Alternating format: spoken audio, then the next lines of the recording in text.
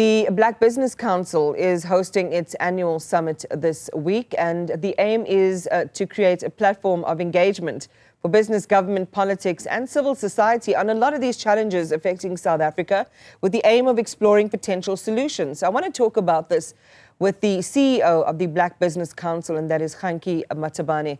Kganki, good morning to you and welcome to the program. You've been an outspoken advocate for especially real transformation in South Africa in terms of numbers.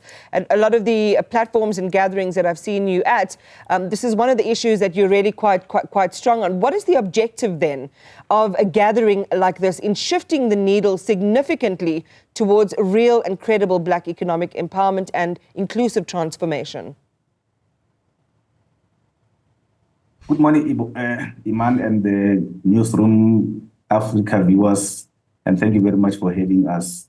Firstly, we would like to pass our condolences to Dr. Sam Mutwenyani, the father of Black business who passed away sadly yesterday. And as we were talking about the presidential awards, he received the Order of Bao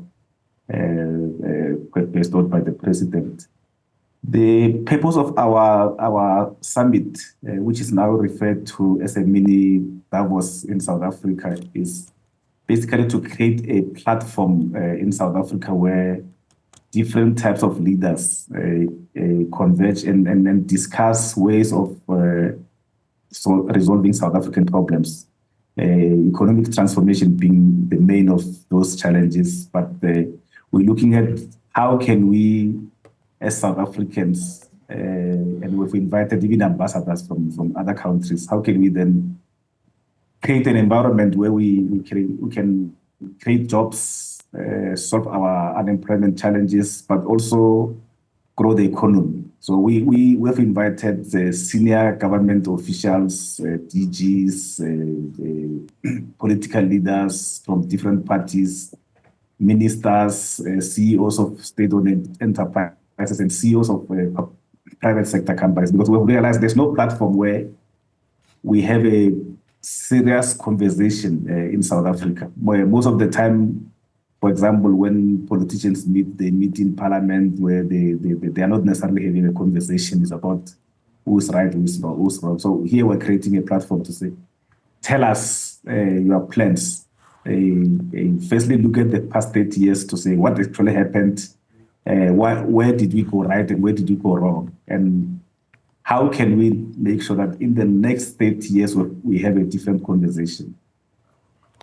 What is real Black economic ownership in South Africa? To those who are calling and have been calling for what's termed, well, I mean, in the main, radical economic transformation, of course, the concept has been kind of owned by a certain sector of the population that has a strong political impetus to it. But in the main, just broadly speaking, when we think about radical Black economic transformation, where does that sit in South Africa? How do you quantify it, Kganki?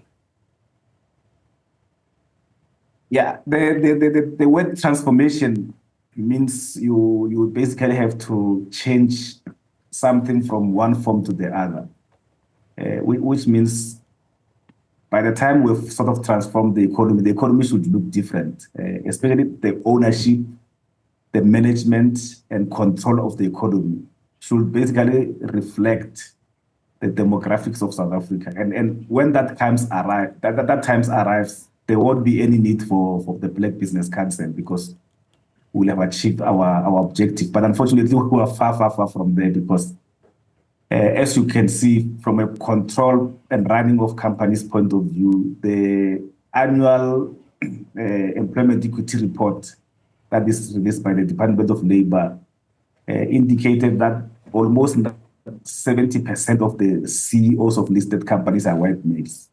30 years into democracy, which tells you that maybe in the next 30 years will be 50%, the next 30 years will be 60%, and that tells you one nowhere near where we're supposed to be. The ownership of the economy as well, Black people who constitute around 92% of the population according to the census report, only owns less than 10% of the economy. And that is in 30 years' time. So if in the next 30 years, we'll only again maybe own another 7-8%, it means it's going to take us more than 100 years to even get to 25% real effective ownership. We're not talking about some of the fronting schemes that are there where people form trusts, evergreen trusts that don't necessarily have owners that we can trace.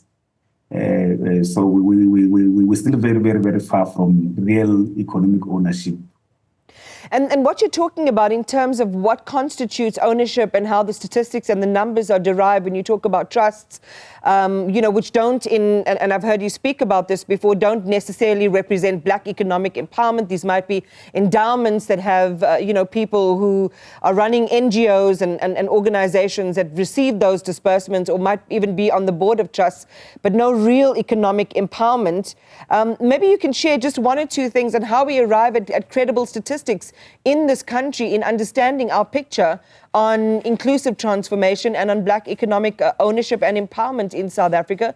And maybe you can make a comment as well on the concept of trusts themselves. Iman, unfortunately, what has been happening is that a lot of beneficiaries of apartheid and some of the big business are not necessarily implementing what we call the spirit of economic transformation. They are basically ticking boxes. So they are trying to find ways of basically cooking the system in such a way that they can get the maximum BE points instead of implementing the real transformation that you can see and touch. So you'll find, for example, a company is listed as BEE level 1, but when you visit this company and you go to the premises, you can't see level 1. You see the only Black person or persons or people who are there would be the gardener, the cleaner, the person who makes tea. The entire organization is not Black, but they are level 1. So we really need to, as we're doing an analysis of what happened in the past 30 years, we need to really look at the implementation of the legislation. If there are loopholes, we need to then deal with the loopholes. But I think we need to implement a lot of punitive measures, what we call the stick, because the carrot is there. The carrot is the BE points, but we don't necessarily have a stick to say if you are not implementing the law, or if you are trying to circumvent the law and then you are found guilty, what do we do? Yeah. We need to get, especially government, because this legislation is supposed to be monitored by government. Government needs to strengthen its monitoring systems so that they can monitor that this economic empowerment is actually done properly. Yeah, and I mean, a lot of us would think that there are those systems there, to the checks and balances exist. But when you think of some of the numbers that you're sharing, and again, there are some controversies about whose numbers and what are we actually counting.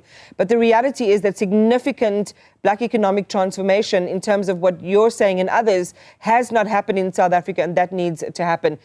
The conference kicks off today, I understand, and goes on. Just share with our viewers very quickly the details of that and whether there's room for other people who might want to come and be a part of these conversations to join. Yes, but there's still some space, limited space for those who want to come. The conference is here in Captain Park at the Radisson OR Tambo. We're busy now with the political debates, so we've got the 6 political parties that are busy basically debating and informing us of their plans for the next 30 years.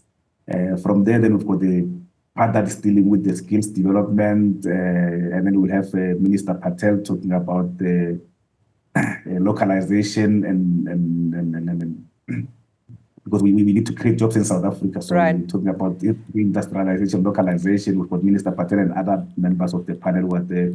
And then we also have the topic that talks about is South African government through the courts, because we've seen in the past few years where government is even sometimes to be very, very scared of certain sectors of the country, because every step that the government is trying to take in redressing the past, they are taken to court.